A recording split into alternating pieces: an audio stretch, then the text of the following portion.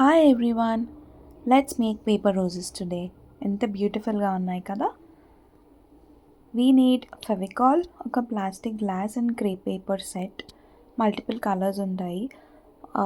This is a crepe paper, like మనకు చిన్నప్పుడు birthday ribbons వచ్చేది కదా, దాట్ ఈస్ ద పేపర్ అనమాట.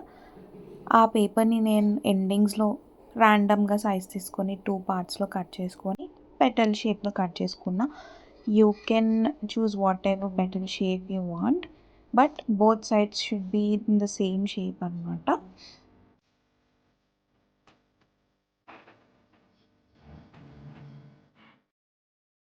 ఫస్ట్ నేను ఈ గ్లాస్ తీసుకుంటాను. The size of the glass opening will be the size of your flower అనమాట. నేనైతే పెద్ద ఫ్లవర్ చేస్తున్నాను, సో నేను ఆ గ్లాస్ మా ఇంట్లో అదే ఉంది, సో అదే తీసుకున్నాను. And let start with the video. First మనం గ్లాస్ తీసుకొని పెటల్స్ని లైక్ 50-50 మిడిల్ పార్ట్లో మనము ఫోల్డ్ చేసుకోవాలన్నమాట గ్లాస్ రౌండ్కి. అలా మనం లే చేసుకుంటూ వెళ్తాం ఒకటి తర్వాత ఒక పెటల్. ఇదే ఉంటుంది ప్రాసెస్ అంతా, మొత్తం ఫ్లవర్ ఎండింగ్ వరకు అదే ఉంటుంది. అది నా పెటల్ షేప్. సో గ్లాస్కి స్టార్టింగ్ ఒక రౌండ్ అయిపోయింది అంటే then it will be very easy and quick for us to complete the process.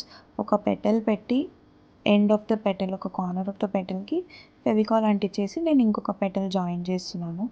ఇదే ఉంటుంది వీడియో ప్రాసెస్ మొత్తము. ఆ ఫ్లవర్ మొత్తం ఇలానే చేస్తాము. It is very easy process.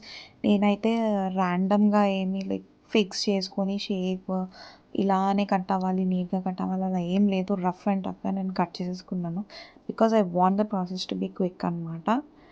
ఈ ఫ్లవర్స్ అనేది నేను ఎందుకు చేస్తున్నాను అనేది మీకు నెక్స్ట్ వీడియో చూపిస్తాను. అప్పటి వరకు this is how we make this rose flower. ఇదేం నా కొత్త ఇన్వెన్షన్ అని కాదు, నేను కూడా యూట్యూబ్లోనే చూసి నేర్చుకున్నాను.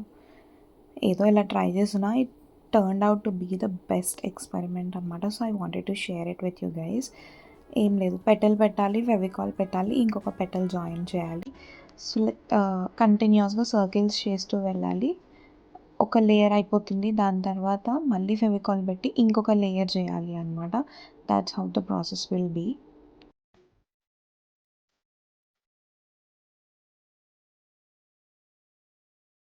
ఫస్ట్ లేయర్ అనేది కంప్లీట్ అయిపోయింది. ఇప్పుడు let start with the second layer. Start చేసే ముందు కొద్దిగా ప్రెస్ చేయండి సో దట్ అన్ని పెటల్స్ అన్నిటికీ స్టిక్ అయిపోయి ఉంటాయని.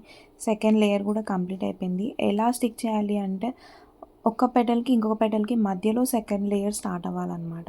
అలా ప్రతి ఒక్క లేయర్ మీరు గ్లాస్ మధ్యలో హోల్ అనేది కనిపిస్తుంది, ఆ హోల్ కనిపించకుండా ఉండే వరకు స్టిక్ చేయాలి. This is the last layer.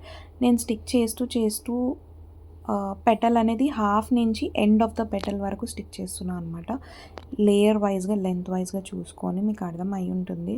నేను ఇప్పుడైతే ఆ గ్లాస్ నుంచి స్టిక్ చేసి తీసేసిన, అదేం డ్రై అవ్వలేదు, బట్ ఆబ్వియస్లీ మనకు తొందర ఎక్కువ కదా, తీసేసాను. ఇంతకీ నేను ఈ ఫ్లవర్స్ ఎందుకు చేశాను అనేది నెక్స్ట్ వీడియోలో చూసేయండి. అంతవరకు try this out. Bye everyone.